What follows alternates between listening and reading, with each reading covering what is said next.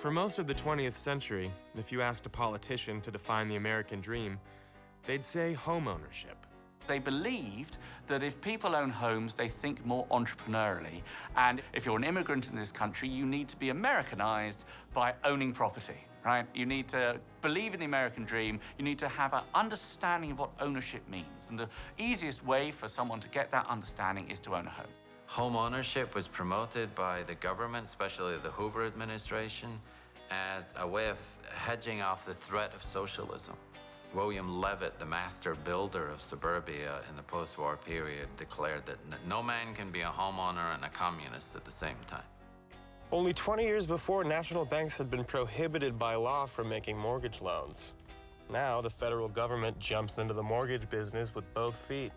The savings and loan industry in the U.S. was allowed to pay a little bit more interest than the commercial banks, so they got savings accounts, and then they were required to fold that into housing finance. So they're financing 30-year fixed-rate mortgages. In fact, they were prohibited from doing anything else. But because savings and loans and other mortgage lending institutions rely on deposits for their capital, they can only write so many loans. So something called the Federal National Mortgage Association was created, now known as Fannie Mae. And what Fannie Mae did was buy mortgages from the banks, and in that way give the banks more cash so they could make another mortgage. This was a very good way to stimulate the housing market. Freddie Mac was created separately as the principal rival to Fannie Mae, doing the same kinds of things, securitizing home loans and making a securities market for them. And it became a public company as well.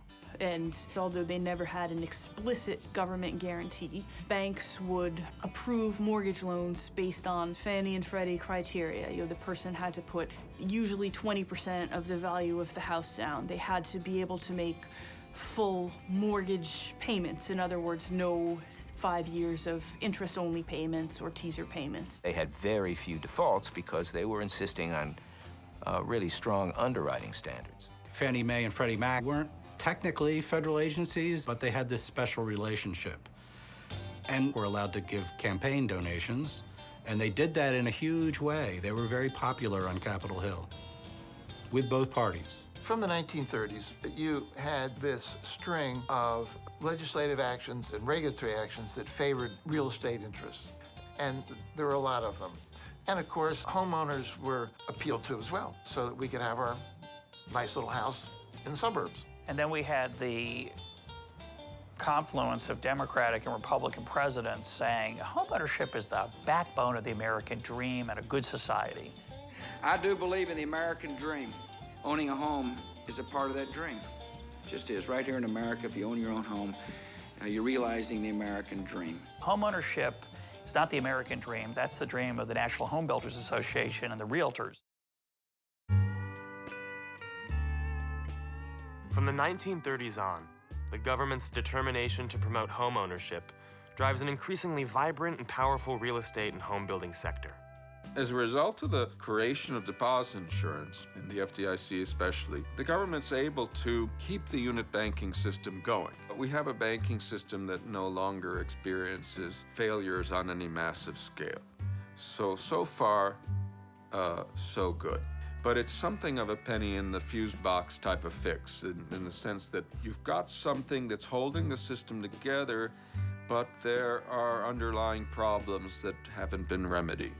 The provisions have removed risk to the depositor, but at the same time, they've managed to take most of the creativity and all of the imagination out of banking.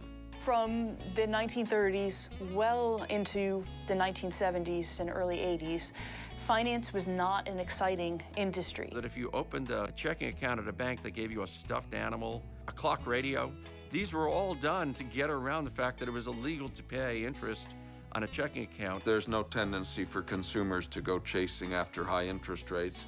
They have no choice. They have to settle for zero. If you worked at a commercial bank, the old joke was you left at 3 o'clock every day. You make some loans, you maybe call some customers who are behind, you read the newspaper, see what's going on in the economy. Bankers were paid well, but they were not paid spectacularly. Things are quiet enough.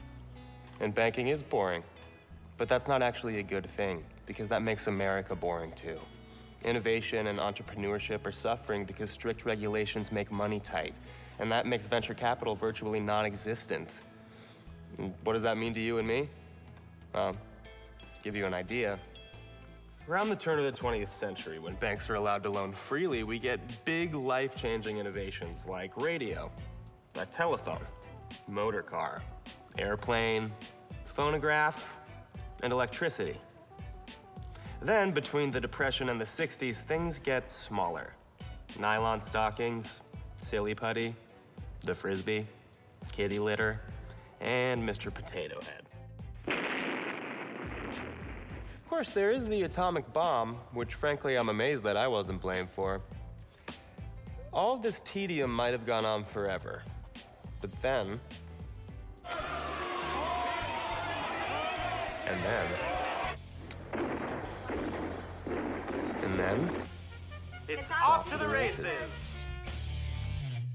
I, Lyndon Baines Johnson, do solemnly swear that I will faithfully execute the office of the Presidency of the United States. Lyndon Johnson's president, and he decided that he wanted to institute a Great Society program to greatly increase government spending on domestic programs, create more welfare programs, food stamp programs, and so forth. At the same time, he decided to fight the war in Viet Nam, which was very expensive, and he didn't want to raise taxes. And that produces, of course, the path of least resistance for the government, which is print money. And the Federal Reserve was enlisted. We know this from the records of the Fed. It's very clear that they were deeply politicized during the Johnson administration, during the Nixon administration. Fed leaders were pressured to and did accommodate government deficits with printing money. That produced inflation. For decades, savings and loans are a stable and highly regulated sector of the banking industry. But now, in the 70s, the government spending spree upsets the apple cart, big time. As inflation worsens, depositors at banks become less and less satisfied with low interest earnings or zero interest earnings. Regulation Q of the Glass-Steagall Act limits the interest that S&Ls are permitted to pay on savings accounts. It also prohibits paying any interest at all on checking accounts. Now, as the rate of inflation hits 9 or 10%, depositors realize that their money is sitting in the bank losing value. Depositors drain their accounts and run for the doors. The bank can't borrow to replace that money because interest rates are too high. These savings and loans had mortgage on their books paying 5%, 6%, but they had to fund it with 12, 13, 14, 15%. It's not hard to see that that's a recipe for insolvency and going out of business really quickly. How are you going to stay in business? You can't, because you've got all these loans. They got to be funded. If you don't get rid of the deposit interest rate controls, all these banks and S&Ls will be broke because they can't pay their debts. Wall Street offers, for depositors at least, an answer in the form of money market mutual funds that pay higher interest rates and pace with inflation. These non-bank financial institutions, which include brokerage firms and government-sponsored enterprises like Fannie Mae and Freddie Mac, will later be known as shadow banks. It's not a great term because it makes it sound nefarious, in the shadows. All that's really meant is that these are financial institutions, they're large, they're doing the things that banks do, but they're not a bank and they're not regulated by banks. So-called shadow banks are also highly leveraged, which means they don't have a lot of rainy day capital to draw on. But now, for S&Ls in the grip of inflation, that rainy day is here.